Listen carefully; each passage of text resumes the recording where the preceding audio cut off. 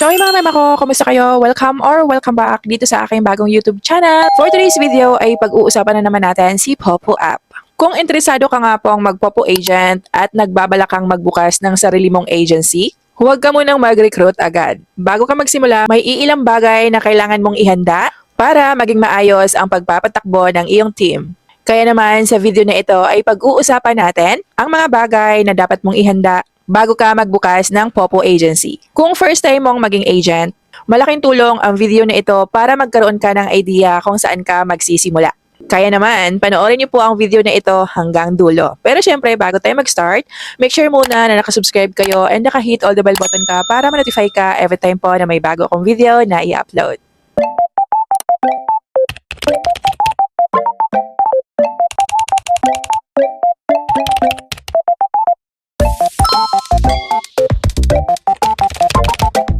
Sa mga wala pang Popo app, available lang po yung ating app link sa may pinned comment section or description below kung kayo ay tamad pumunta sa Play Store or di kaya sa App Store.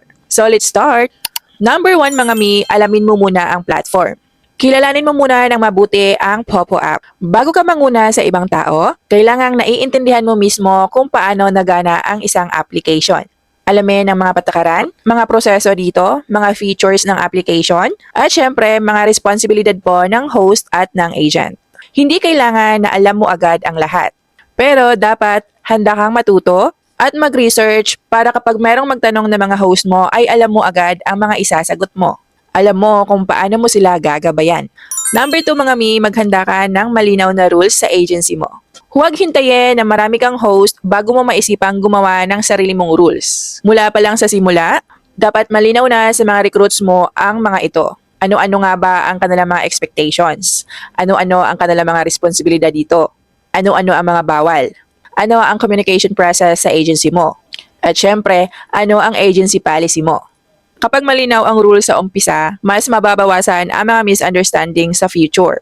Number 3 mga mi ay maghanda ka ng orientation. Pinaka-importante ito lalo na kapag meron kang mga bagong host. Dito kasi mga mi, hindi sapat na idagdag mo lang sila basta-basta sa isang group chat. Especially na nga po kung beginner sila. Dahil nga, kailangan nila ng guidance. Dito mga mi, pwede kang gumawa ng isang simpleng orientation lang na kung saan ipapaliwanag mo dito yung mga basic information, agency rules, mga expectations, at syempre kung saan sila pwedeng humingi ng tulong kapag merong problema.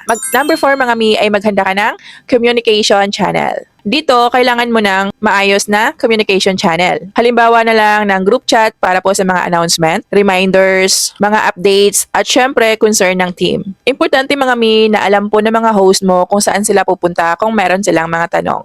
Bilang isang agent, hindi kailangan na 24/7 kang available. Pero syempre dapat meron kang malinaw na paraan kung paano makikipag-communicate ang team mo. Number 5 mga mi ay maghanda ka ng recruitment strategy. Ito yung pinaka-importante kapag ikaw ay isang agent. Isipin mo kung paano ka makakapag-recruit ng mga host mo. Saan ka kukuha ng mga potential host? Gagawa ka ba ng mga Facebook post, mga TikTok videos, mga YouTube content?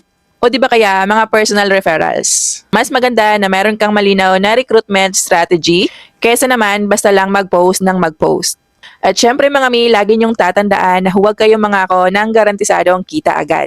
Maging transparent kayo sa mga gustong sumali dito. Number 6 mga mi ay itong maghanda ka ng support system. Kung dumami na nga yung mga host mo, hindi mo kaya na ikaw lang ang gumagawa ng lahat. Kaya naman, habang lumalaki ang team mo, kailangan mong magkaroon ng maayos na sistema para sa mga announcements, concerns, mga training, motivation, at syempre pag-monitor sa mga host mo. So dito, pwede kang mag-hire ng mga admin na po pwedeng mag-guide sa kanila, lalo na kung dumadami na sila. Nang sa ganun nga po, mga mema ko ay maa-assist nga po lahat ng mga sumasali sa agency mo.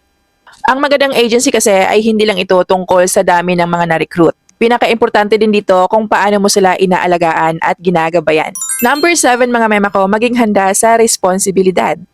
Panghuli ito mga mi at ito din ang pinaka-importante. Ang pagiging agent ay hindi lang ito tungkol sa recruitment. Kapag may team ka na, may mga tao nang umaasa sa guidance mo at syempre sa communication mo. May mga host kasi na merong maraming tanong.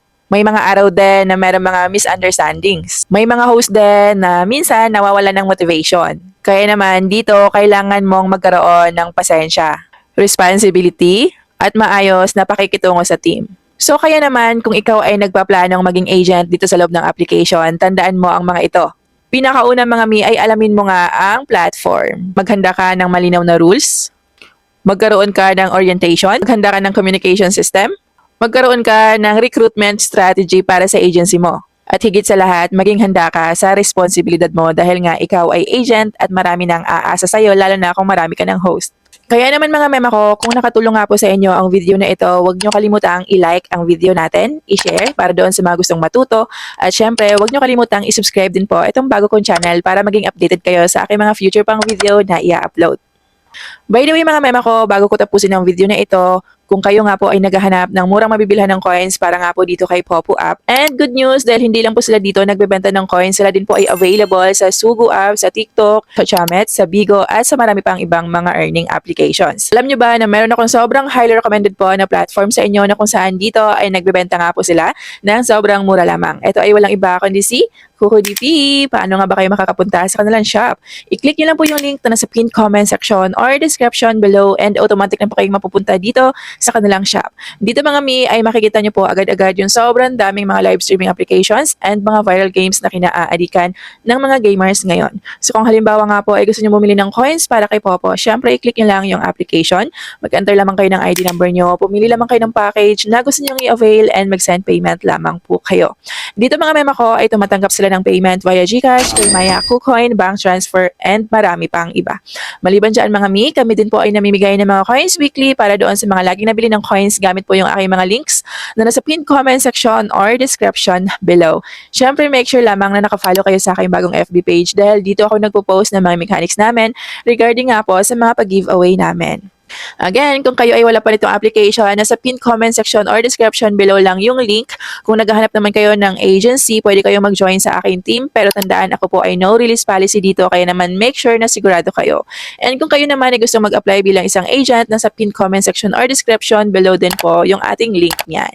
Yan lang muna for today's video. Thank you for watching. See you on the next one. Bye!